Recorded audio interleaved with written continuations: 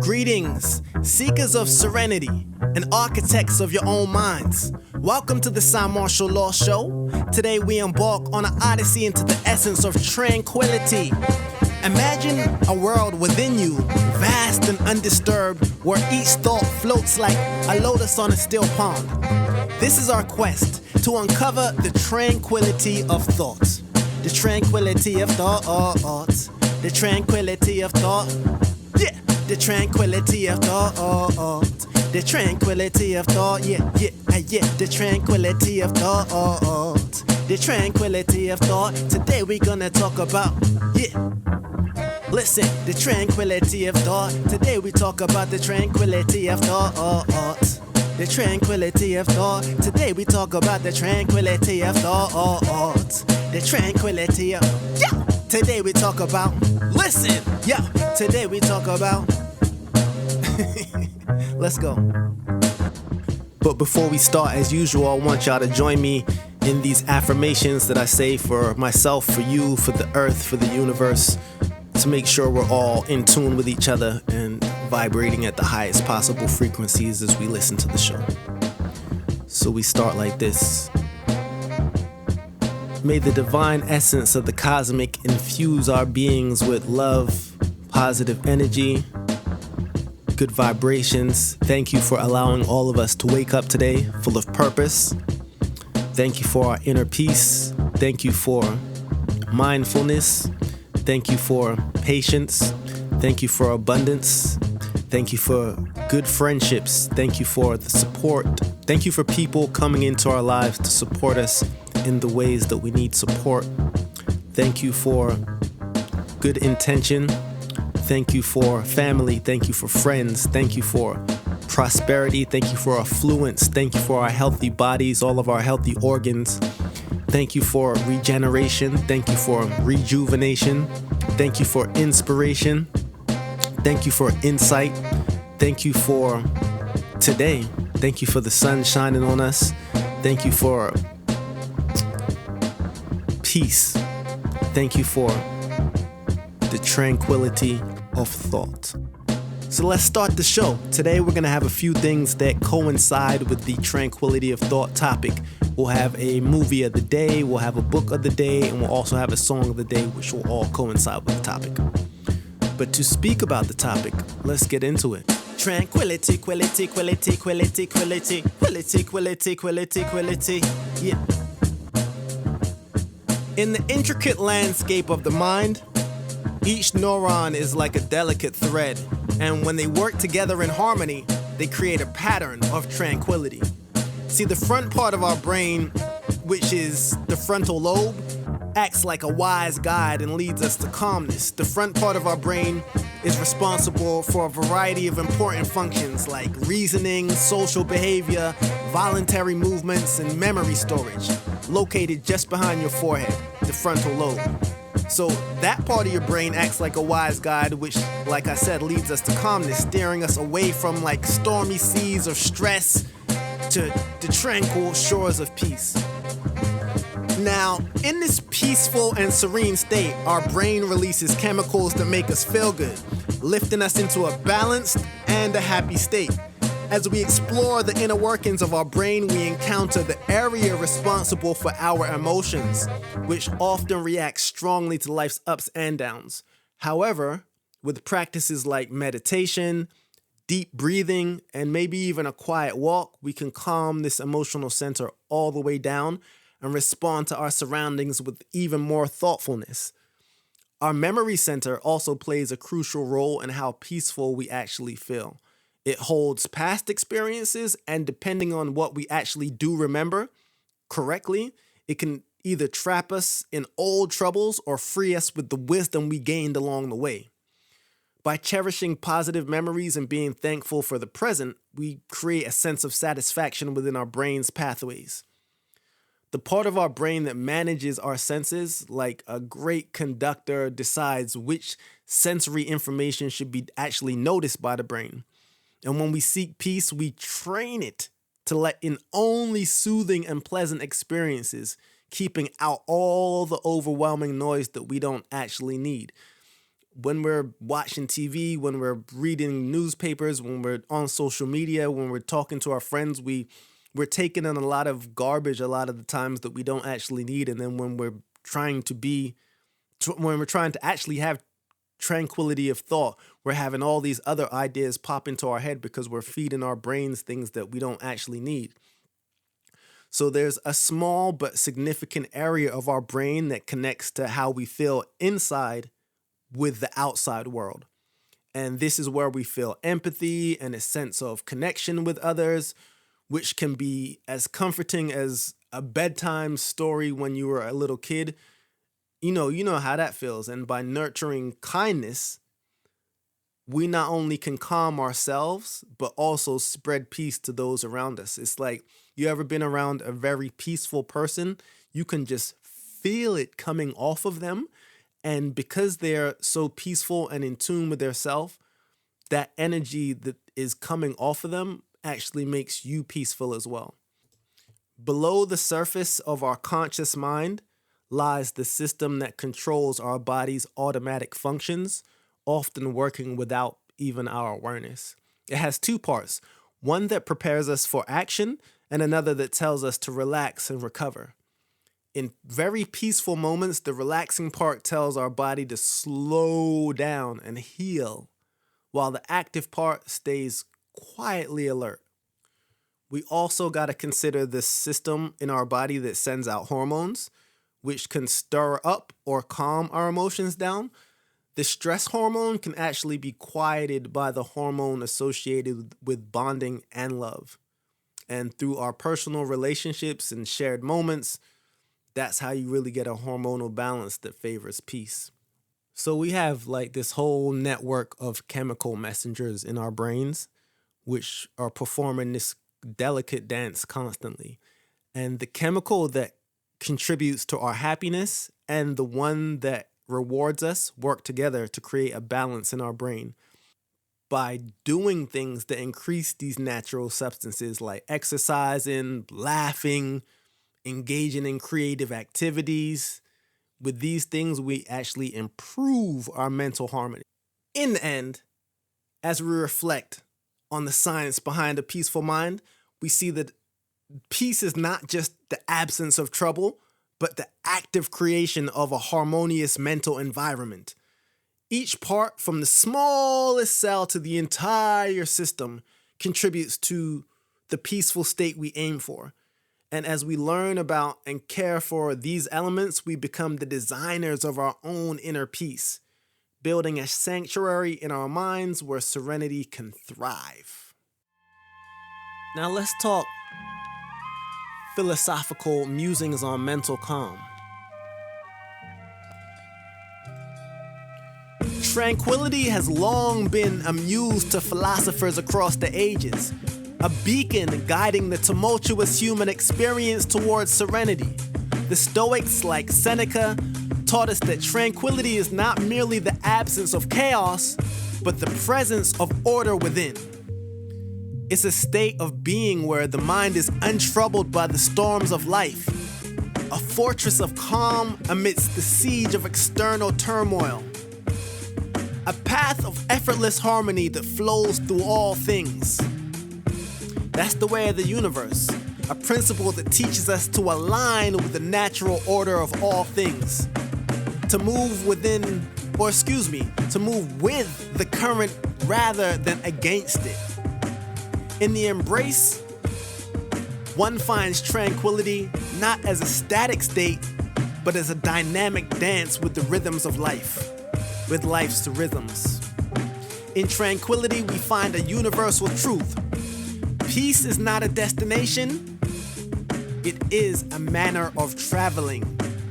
It is the quality of our steps, not the milestones that define our journey. The pursuit of tranquility is not about reaching a place where challenges cease to exist, but about cultivating an inner sanctuary that we carry with us.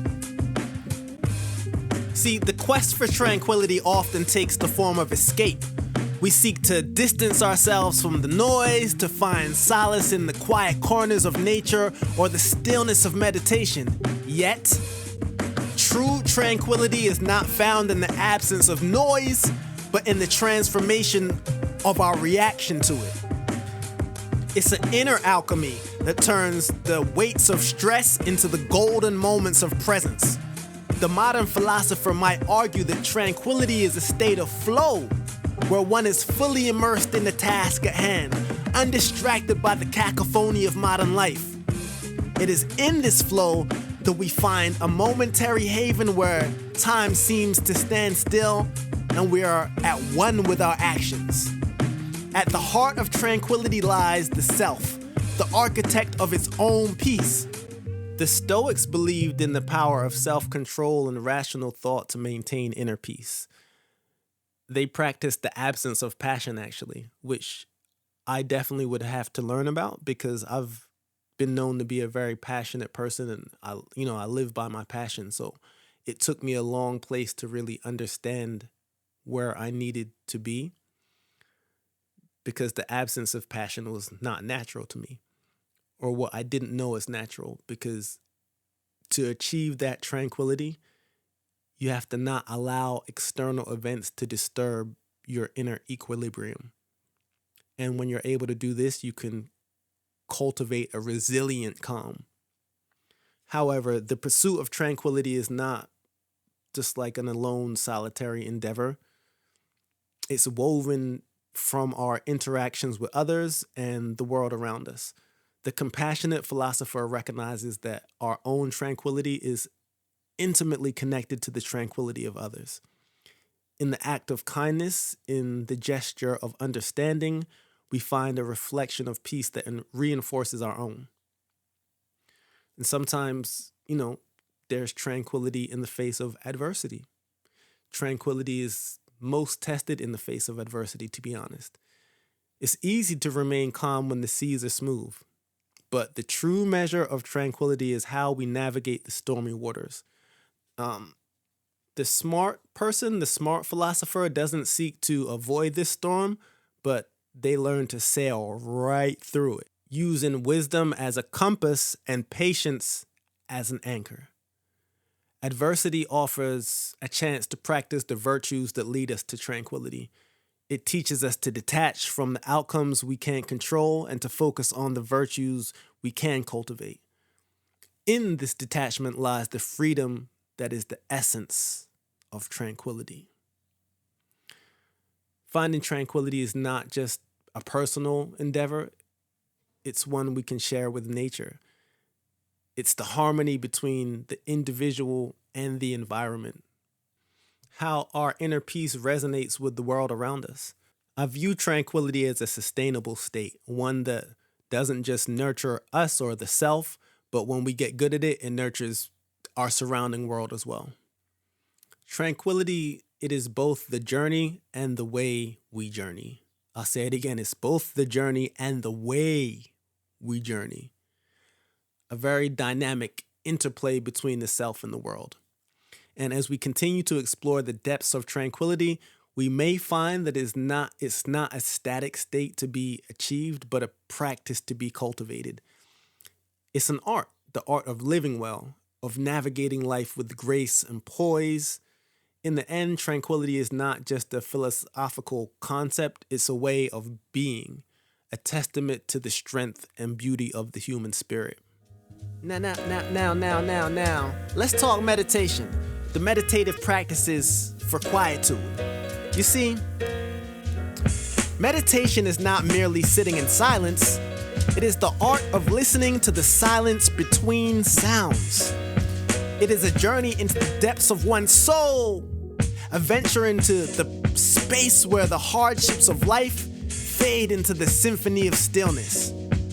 Mindfulness meditation invites us to become observers of our own consciousness, to watch our thoughts without judgment as they drift by like clouds on a windless day. The practice is our vessel on the river of tranquility, steering us with gentle intention. It's the essence of silence we're talking about here. In the modern world, silence has become a rare commodity. Our days are filled with the noise of existence, the relentless hum of technology, the clamor of crowded spaces, and the inner chatter of incessant thoughts.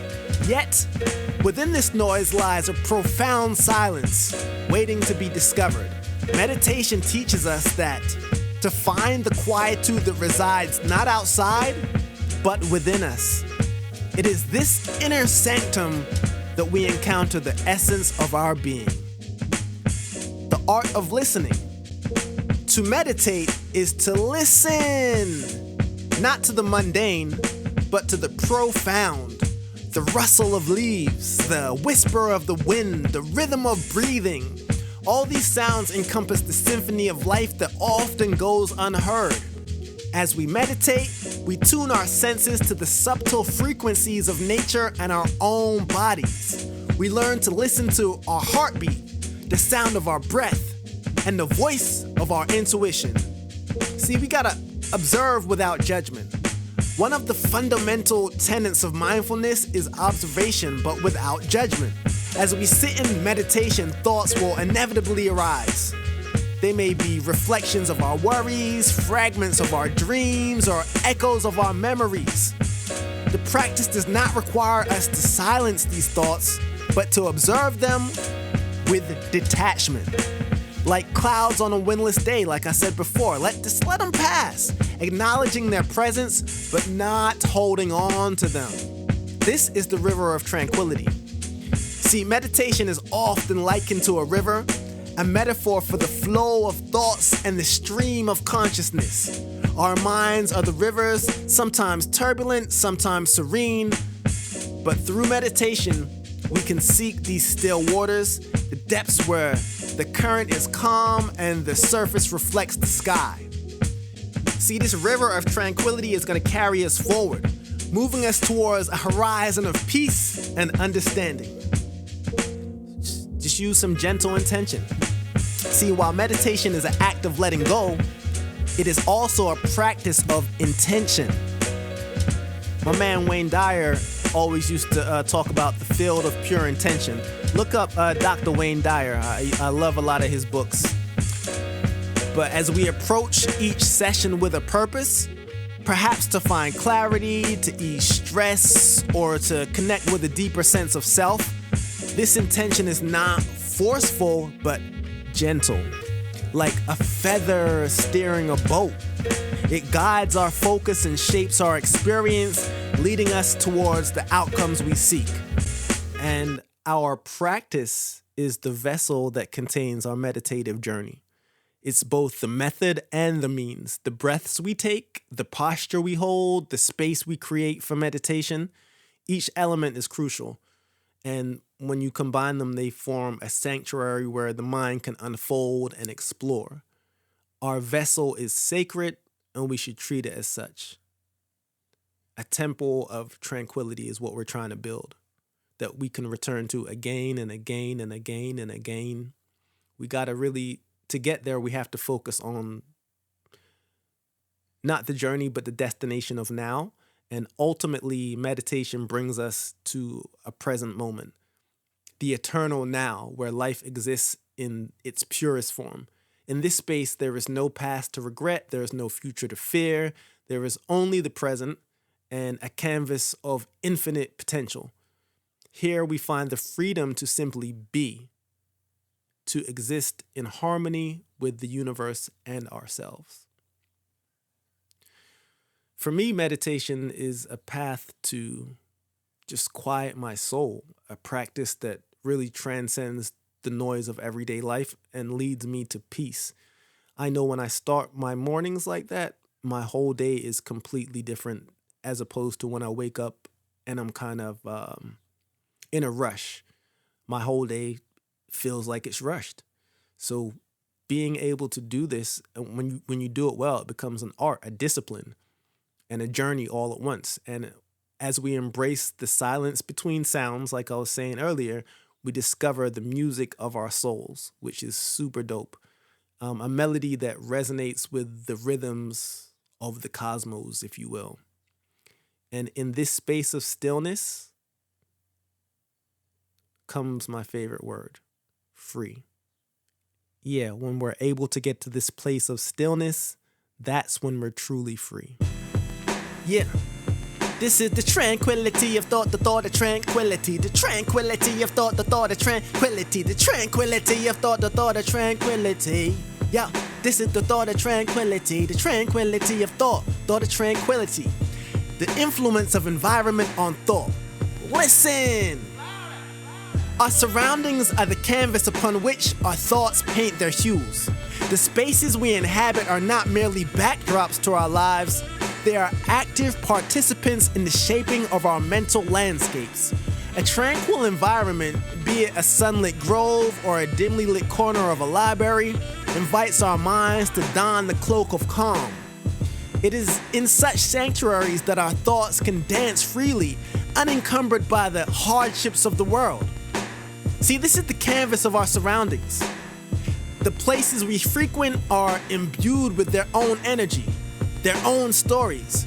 A room lined with books breathes a sense of wisdom and history, while a garden in bloom sings of growth and renewal.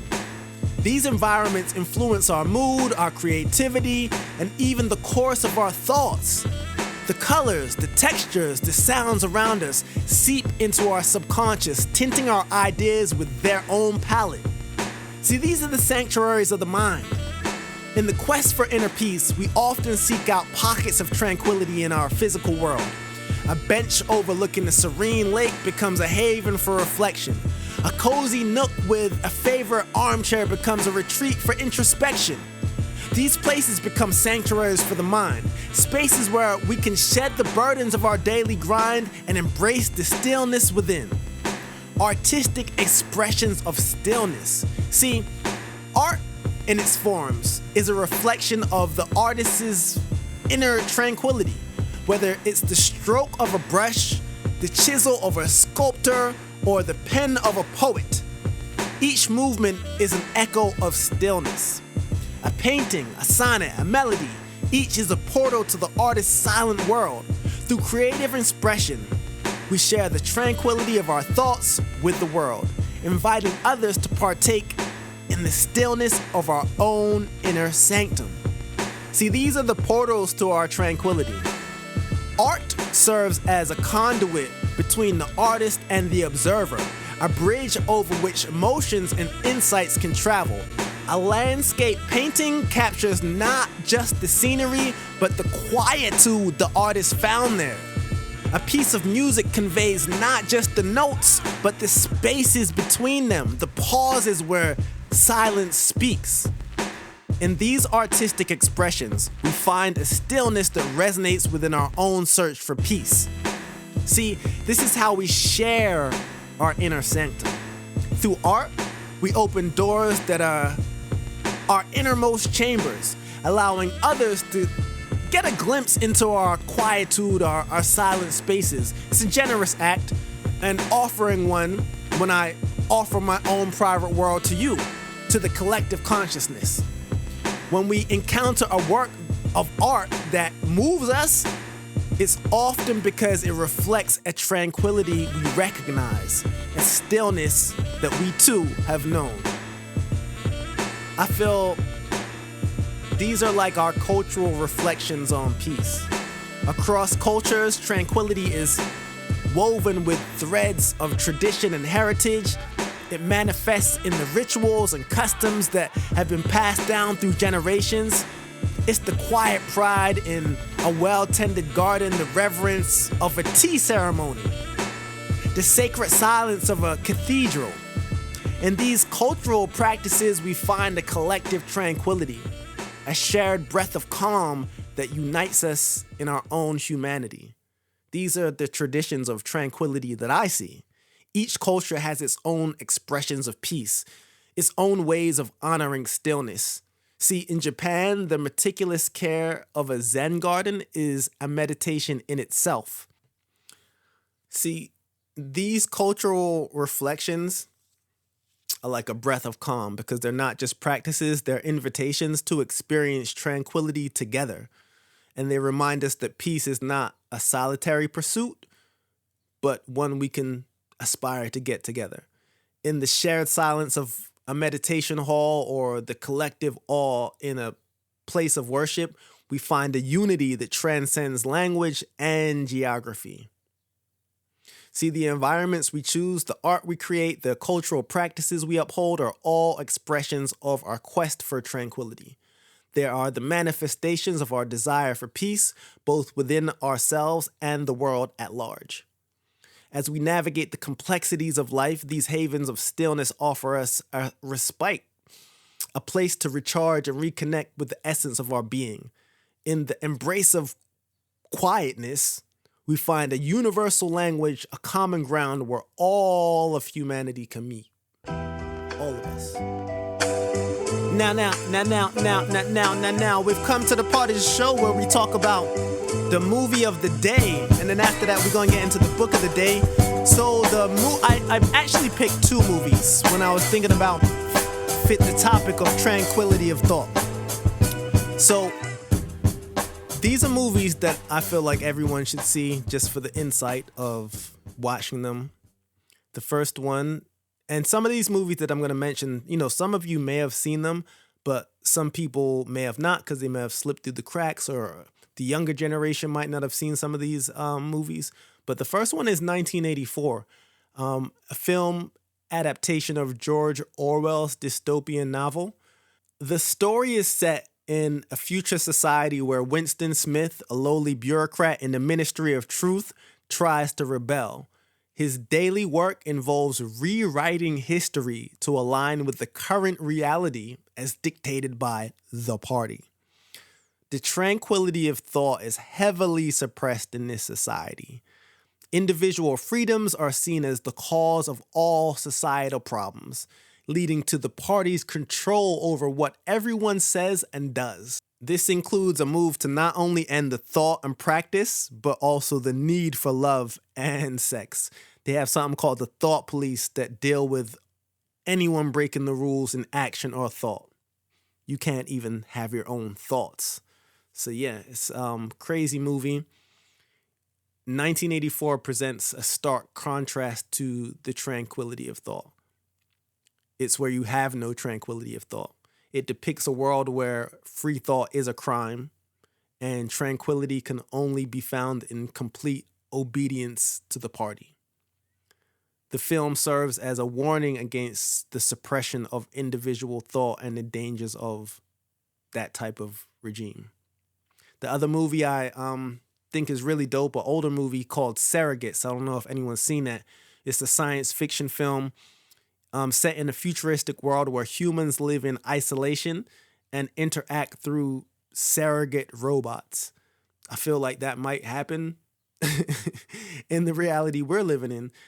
These surrogates are remotely controlled humanoid robots that allow people to live vicariously from the comfort and safety of their own homes. The film's protagonist, a brother named Tom Greer, is an FBI agent who investigates the murders of other surrogates.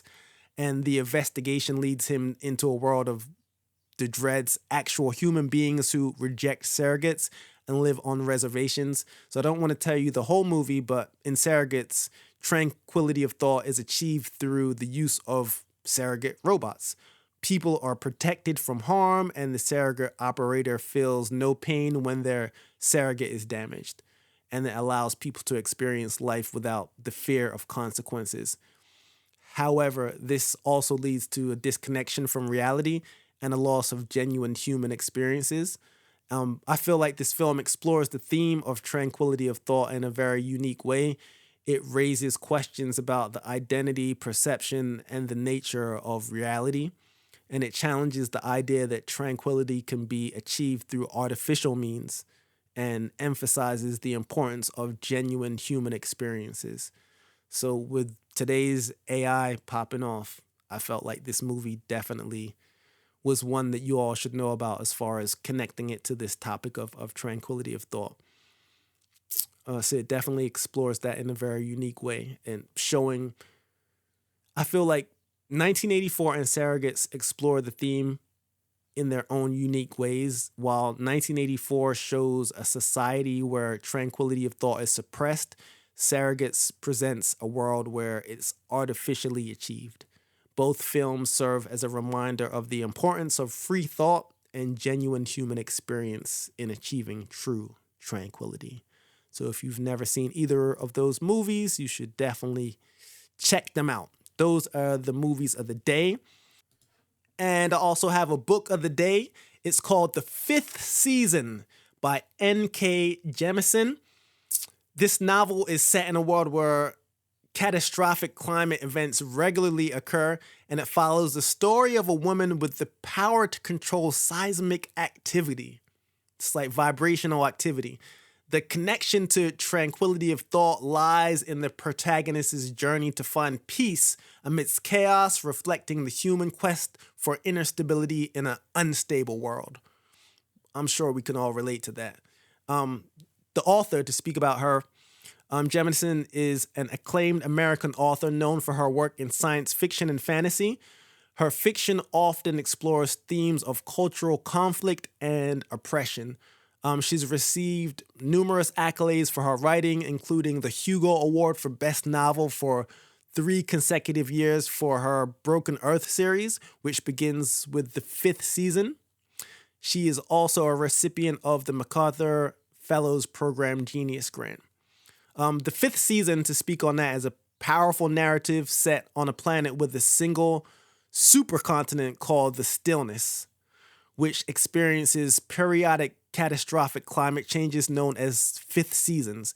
The story is told through 3 interlinked narratives focusing on characters who are individuals with the ability to control seismic activity. This novel delves into the themes of survival, oppression, and the human connection to Earth. A compelling quote from the book that encapsulates its essence would be, "This is what you must remember. The ending of one story is just the beginning of another." The book's exploration of tranquility of thought is woven through the characters' journeys as they navigate a world of turmoil and seek stability within themselves. It's a thought-provoking read. It challenges the reader to consider the depths of human endurance and the power of hope. Check it out. Check it out. Big up to N.K. Jemisin. Okay, so we're going to get into the song of the day. I feel like since we're talking about tranquility of thought, I should play one of my favorite MCs, Black Thought.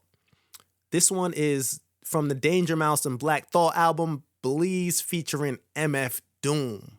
Let's go.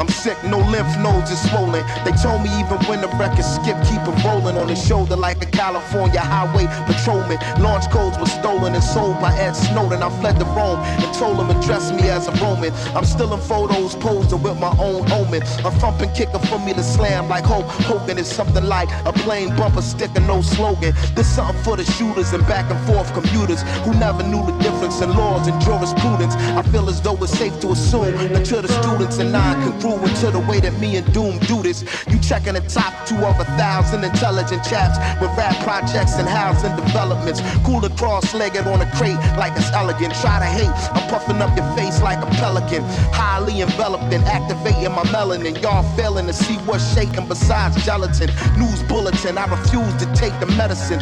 Fuck a thick skin, I got me an exoskeleton. The black collar feral and a lobster. Deliver like an obstetrician but not a doctor. Bring the Cambridge, the Websters, the Oxfords. The picture too long to watch. See the synopsis.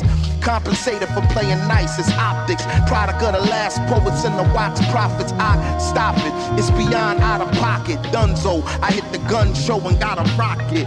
Catastrophic, supreme microphonist. In Mexico, we the legendary Dos Cajones. Brothers, both components. Utter close to colas, court holders. With bars as hard as Angolas.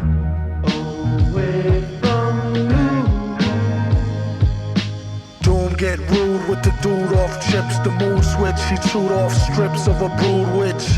Danger make a groove off a glitch, major boo booty twitch and the crew rich bitch. Oh always wanted to say that, ever since the days in hallways taunting the stray cat, the one he often frequently slapped around, all the while waited and graduated cap and gown. Hated the rap sound, debated the crap until he felt he had it mapped down. Enough to have the game trapped and bound, scratching the crown with the names of lames who yapped the noun. Or verb for that matter, had no data for a herb who chatter. Oh, Eric Estrada, fat rat, the mask made him batty as a Mad Hatter. Known for his absurd word choices, and will ignore you if you ask him if he heard voices. Look, the energy is crazy. Far as he was concerned, the enemy was lazy. Your attention please, freeze. He came to seize the free cheese before he flees to Belize. In case he forgot to mention, squeeze these. Just keep it on a need to know basis. They knew he was a Negro, so no need to show faces. Back in the days of no laces, on a slow pace, they used to say he might could go places. Man, whatever the cases, the card he played was ace of spades, but no races. A spastic, some call loony. When he spit a tune, sarcastic as Paul Mooney.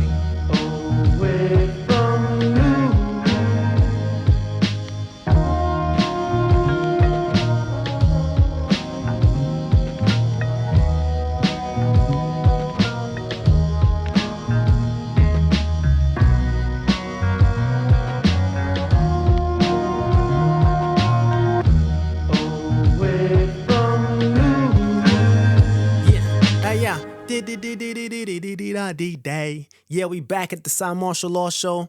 Thank you for coming back. If you enjoyed this show, as you know, subscribe, tell your people, share it. You know the drill. So we've come to the point of the show where we talk about the quotes of the day. Usually I just have one quote of the day, but I'm thinking about having more because there are so many dope quotes I find when trying to find a quote that coincides with the topic of the show, which is the tranquility of thought. So the first one I found is by Prasad Mahez, and it goes like this. The mind is like water. When it's turbulent, it's difficult to see. When it's calm, everything becomes clear. I know we've all thrown rocks into a lake and seen the ripple effects it makes, but I've always just known that your mind is meant to be like a pond without ripples. I can't remember where the first place I ever heard that. It was a very, very long time ago, but make your mind like a pond without ripples, and that's where you will find the tranquility of thought. The next quote is unknown, but I loved it, so I put it in here. Serenity is not freedom from the storm, but peace amid the storm. Unknown. So many of us, go through the storm hoping that after the storm, we'll find some peace. But I feel like the best peace is always found when you're able to take the dramas of life, embrace them, and find the little pockets of space where you can chill and be still. And then lastly, true tranquility comes not from avoiding the storm, but embracing the calm within the tempest. Which is basically what I just said. But yeah, those are the quotes of the day for the tranquility of thought. I've definitely been in this space in my life where I just needed to find space for me to think. And a lot of times when there is no space to think, we feel a bit confused. But someone recently told me, even when we feel confused, there is actually some clarity in that, because at least we know that we're confused, which is a super dope thought, because someone who's really confused wouldn't even know they're confused. If you are confused enough to say, I'm confused, you have some type of clarity about that because you're sure that you're confused. So yeah, in my journeys, writing, being an artist, I can recall meditating and coming out of it and writing certain songs. One song that I remember writing after a deep meditation is a song called Live While You Can. It was on my album Hip Hop and the Soul. And that song was me just expressing my feelings and thoughts at the deepest level. So what I was able to find in meditation, those clear thoughts, I put them into a song. And it's called Live While You Can. And we're going to end the show today with that song.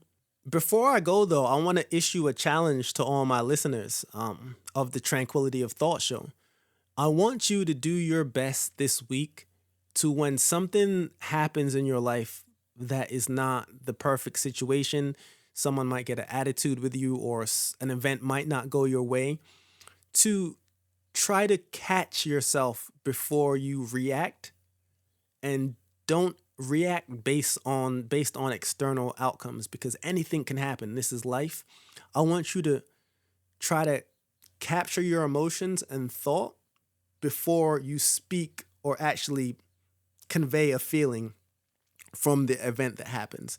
And when you're able to do that, you give yourself some space to actually breathe and come up with what you really want to do or say. It's going to happen a lot this week, but that is my challenge to all of you listeners. So this is the Cymarshall Law Show. We're going to end with Live While You Can, like I said. Until next time, peace, love, and positive energy. And we out like that. A lot of people's hungry out there. You better appreciate what you got. Get yours while you can get it before somebody else do. True story. So many questions remain, and more problems with every answer you gain. When the world don't change and every day seem the same, better play like this is your only chance in the game. Live while you can live, dance in the rain. A reason for it even if you ain't asked for the pain. Get through the storm and they'll remember your name. Keep your eyes on the prize and brain on your aim. The food America throws away and one day could feed the rest of the world. So I pray for every man, woman, boy and girl who won't eat tonight because the world is twisted. Now you might be broke, but to some you're a rich kid. So every meal I eat, I say thank you before it. Why do some have to die? Others stay alive. I wonder, appreciate your blessings if you're wise, my brother. Cause every 3 seconds someone dies of hunger.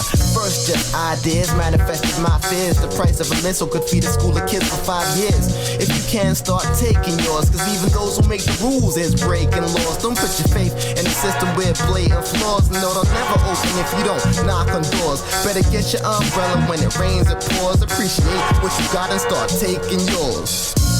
So many questions remain, and more problems with every answer you gain. When the world don't change and every day seem the same, better play like this is your only chance in the game. Live while you can live, dance in the rain. A reason for it even if you ain't asked for the pain. Get through the storm and they'll remember your name. The eyes on the prize, rain on your aim. What I'm telling you is true. People want you to do good, then act jealous when you do. Not everybody, a selective few. A lot of heads is cool. I don't need a pedestal, I'm just speaking in general. If hip-hop is sick, then my flow is like Theraflu. Now you know, if you never knew, I'll rep my crew, shine like treasure too. So people hate out of spite. They're intimidated, but not afraid to shine my light. But my confidence was never meant to make you feel small.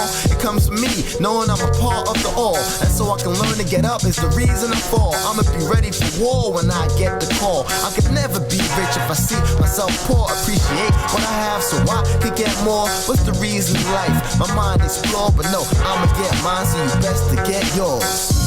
So many questions remain, and more problems with every answer you gain. When the world don't change and every day seem the same, better play like this is your only chance in the game. Live while you can live, dance in the rain. A reason for it even if you ain't asked for the pain. Get through the storm and they'll remember your name. Keep your eyes on the prize and brain on your aim. I'm not only an artist, I'm still a fan, but said damn, who cares? Told me I'm the man. I guess I'm doing it and doing it well, cause nowadays dudes heard of me, I'm striking a bell. Used to vision this happening since I was a little dude. Now I get props from artists I used to listen to. They tell me that I keep them on their toes, and with my flows, how far I can go, who knows? Certain people thought I was playing around until they came to a show and saw me laying it down. Check the last album, I rep the great, put in work and watch my status escalate. I'm a gangstar who gets nicer every half bar. They say, damn, Ma, since you started you came mad far. And I ain't trying to stop, better believe I'ma strike while the iron is hot. Yo, yo. So many questions remain, and more problems with every answer you gain. When the world don't change and every day seem the same, better play like this is your only chance in the game. Live while you can't live, dance in the rain. A reason for it even if you ain't asked for the pain. Get through the storm and they'll remember your name. Keep your eyes on the prize and brain on your aim.